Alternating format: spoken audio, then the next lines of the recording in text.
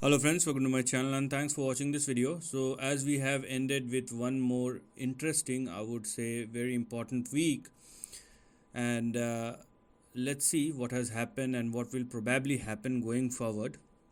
But I would like to convene this session with a very positive note, and which everybody does know if you are in the stock market or if you are in financial academics, that financial market, the stock market, always uh, you know always walk or always run when there are worries around, or in shorter term, stock market will always, or the bull market rather, will always climb the wall of worry, and that's what we have in front of us. I mean, yes, uh, I have talked about the weekly market report on weekly basis or after every 5 or 6 days. But if I do look at the overall parameters as of now, I mean, there are negativity in the trend. There are lots of geopolitical crises. There are lots of financial crisis, economic crisis, interest rate, and all those things. Blah blah blah. But beyond a certain point, stock market is not moving. I'm not saying that it is going up or going down. Rather, it is not moving. So, I mean, doing nothing sometimes will also indicate that you are saving your strength, and that's what we can see now. Whether this strength will sustain or not, that's something which which is a very big question mark, and that lies in future only. So with this positive note, let us see what has happened and what will probably happen going forward in the next upcoming week. But before that, if you haven't yet subscribed my channel yet, just hit on the subscription button. Also hit on the notification bell along with the all button to get my updated video notification. Number one, you can clearly see economic. I mean, this is a kind of political crisis until and unless things will get right in Turkey. Then we have number two, Elon Musk hires ex NBC Universal Air Chief Linda to be Twitter's new CEO. So this is something which you need to look at. Apart from that, G7 finance chief warn of global uncertainty as US debt crisis loom. Now this is I mean, most of the time, whether this time it will be somewhat different or not, that is something which we will see in the upcoming 2 weeks. But if it does not matter whether you are a Republican or Democrat, I mean, both are government parties, and if you do not increase the US debt ceiling, or if you do not pass the bill, everything will stop. It does not matter whether you are in the lead party or you are in the opposition.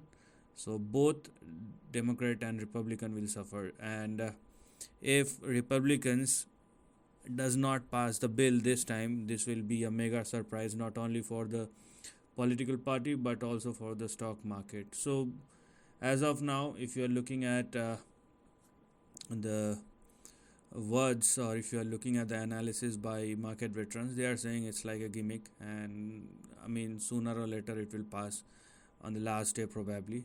But if it does not happen, that is this one is going to be next big surprise. If it does not happen, there is a big if. Then another side, we have Russia Ukraine geopolitics intensifying. We have another geopolitical thing from Israel and Palestine. Don't want to talk about these kind of things. We will stick to the market. But these kind of things does have an economic impact. Although you may ask, or you may wonder that how does it matter with USA or European countries right now, or I mean, in the current political environment or economical environment, each and every country is linked with one another by one mean or the another. Okay, so we can't say that you are separate, I am separate, or it does not affect us. Nobody knows what's going to happen. Also, let us see if, yeah, so this uh, US can avoid default in July. So this is something which we will see. Okay, yeah, I think it was in June. That's why I've said 2 weeks. If it is in July, so we have 1.5 month to go. So let us see what will happen. And don't give much weightage until and unless it turns out to be a big surprise, or rather, it turns out to be a big mismanagement. Yeah, then this is very interesting. Goldman Sachs created an AI powered social media startup for corporate use. Now, this is new. Nobody knows what's coming next. Everything, uh, everything is about to change. That's what I'm going to see. Apart from that, let us see if we have anything. Yeah. Those who don't know, UK again raised its interest rate. So UK finance minister warns inflation remains far too high. It is literally far too high, but I think I have a talk about the UK inflation chart, interest rate chart rather, and from negative or from near to zero, it is now trading very near to in between 4 and 5. So the speed with which the UK increased the interest rate, it never happened. And these economies are developed economies, and they are always dealing with from zero to an interest rate which is or which was extremely low. Now 2004 and 5% is not something US or Europe has seen or UK has seen in the last 10 or 15 years. So how do they deal with this kind of situation? That is something which we need to look at. I think this is most of it. So let's now go to the US market instrument and let us see what is happening and what will probably happen going forward.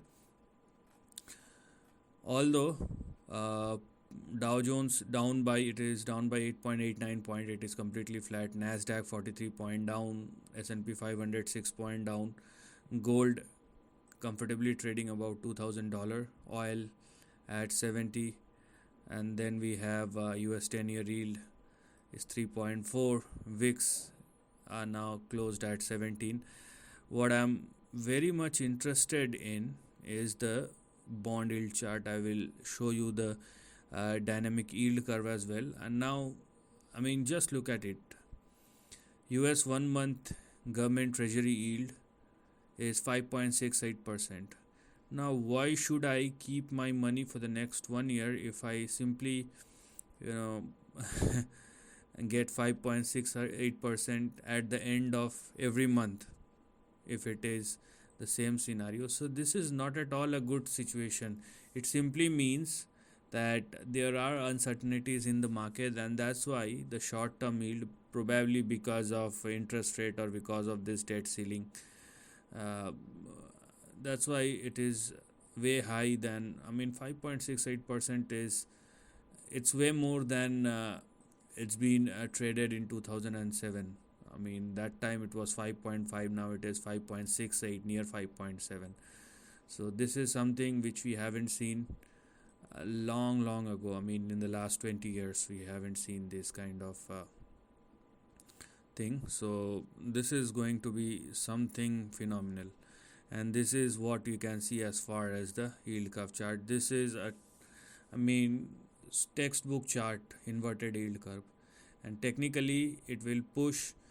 See, the thing is, if interest rate goes higher and the job market or the overall, out of 5 indicators, let's say 3 economic indicators in US are showing average to good economic progress, and they will continue to rise their interest rate until and unless something breaks. And what will break, when will break, that is something which we will see.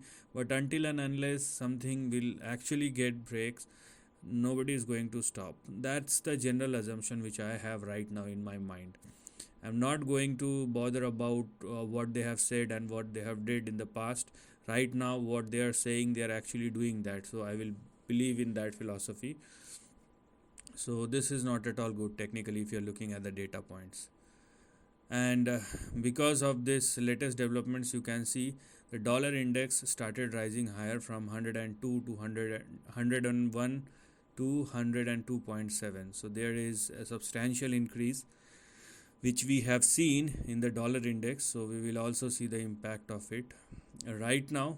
So first of all, let's go and check the dollar index. This is the dollar index chart, but I'm not I have been very bullish.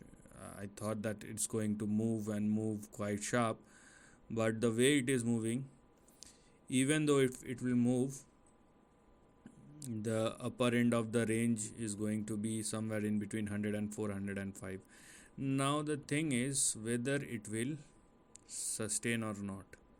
Okay, that's going to be a very big question. So on the downside, we have 101.39 and we have 100.78, and simultaneously what we have on the upside will be 105.76 and we have 106. So this is what we are going to look at as far as the dollar index is concerned. And now because dollar index started moving higher, it is trading very near to 103. It may move up to 105, 106. That's the normal assumption. Now, does it have any impact in the stock market? I have talked about the price chart of Dow Jones. There is a very specific indication that Dow Jones is going down, but it is not happening. Okay, it is actually not happening. It is going down, then moving up, and then going down, then moving up. Otherwise, if you are looking at the price action, of Dow Jones, what we can see is simply something like this. So technically there is indeed a 3000 point kind of downside which is clearly visible, but the problem is it is not happening the way we are thinking. There is no momentum, and those who have watched Friday's session, they can see there is a bounce back from the lows of the range, and that's why Dow Jones is flat. And this is what we can see as far as the hourly chart of Dow Jones, and it's been indicating that it is moving toward 30,400, which is 2,500 point or nearly 3,000 point down. But then again, this is the big trend, and we have to follow it. Then again, if you are looking at the short term chart or the 15-minute chart, rather, what we can see over here is Dow Jones is actually trading in between a range, and it is respecting its support level. So this is a very good resilience that at least from index point of view, it's displaying a very good resilience. You can clearly see the price chart or price actions of Dow Jones Industrial Average, and what Dow Jones Industrial Average is telling you, it is holding above 33,230 and 32,967. These are your support and stop loss, and if Dow Jones continues to trade above 33,230, then we will move towards 33,832 and hopefully again towards 34,257. So this is the near term range.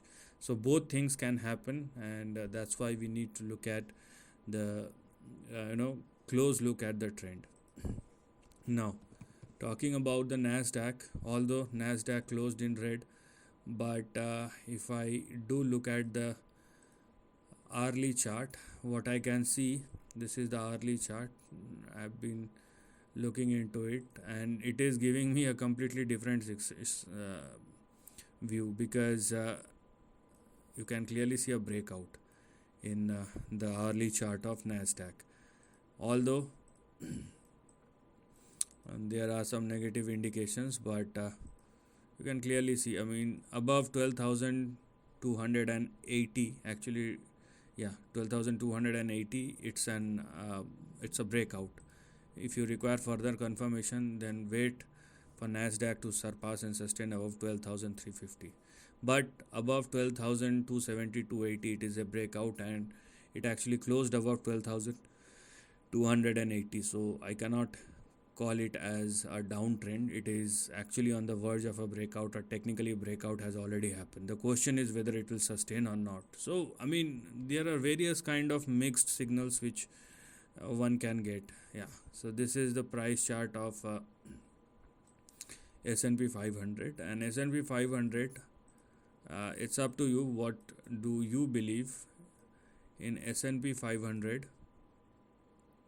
Here we are. So here we can see if SPX continues to sustain above this specific level, which is 4100, it is actually a breakout. Although it's been trading in between a very narrow zone, which is in between 4100 and 4197 or 4200, but above 4100 it is a breakout. So there are mixed signals, and what I think is market is in a transition phase. You can see various signals. I mean, in normal circumstance, stock market or equity market should go down because interest rate is going higher, yield curve is inverted, and then we can see dollar has already started rising. But at the end of the day, market is showing is extreme resilience. So it simply means that few market participants, or there are some big people who think that whatever has to happen has already happened, and they have started taking positions, and that's why we can see that there is a resilience in the market instead of huge volatility. But we cannot rule out different things. I mean, at the same time, we can clearly see that there is a downside potential in Dow Jones. We cannot rule out. But if you're looking at Nasdaq, it is on the verge of a breakout. So you can see two different lines, and now Nasdaq is separating itself from Dow Jones. It happened in the past when Nasdaq moves single-handedly, and it creates a big bull market in the past, and I think that has already been started. How much time it will take, that is something which we don't know. Maybe it will consolidate in the upcoming weeks as well, but I think that some people do have a sense that whatever has to happen, it's already been done. Although the risk is they are taking a punt against US Central Bank, but we will see what's going to happen. Apart from that, as I told you, dollar index is showing something different. Yes, what I'm more concerned about is the treasury yield and the way it's been trading. I mean, 1 month yield 5.68, 3 month yield 5.2. So near term uncertainty is there, but it's just a tradable rate. I don't know whether it's been fudged, or if it does not, then how long it will sustain. Because if it moves higher, obviously, let's say if US 1 month yield hits 6%, then there will be a huge problem, not only for the central bank but also for the government as well. Okay, so it's going to be a tightrope walk going forward or from here. And apart from that, VIX started rising again. Now VIX, even if it rising again but the stock market is not falling, it does not mean stock market started falling. It's an indication of volatility. So volatility may rise on the upside as well. So things are getting very, very interesting, and that's why I have started saying that bull market always climb the wall of worry, because indications are there. Instead of everything, stock market or equity market is not going anywhere. I don't bother if it is not going up, but if it is not going down, it is indeed showing a resilience. And that resilience, it's like taking your time, conserve your energy and focus, and then we do what we want to do. So let us see what will probably happen in the next upcoming week. And there are lots of economic indicators, but at the same time, things can become very volatile because there are lots of geopolitical tensions or geopolitical crisis which has been going on across the globe. So one thing leads to another, and that is something which we can't predict. At least I can't predict. So that's where the risk lies, and that's what we need to see what's going to happen in that front. But apart from that, equity market is showing extreme resilience. That's what the summary of today's session. So this is the end of the video. Thanks for watching.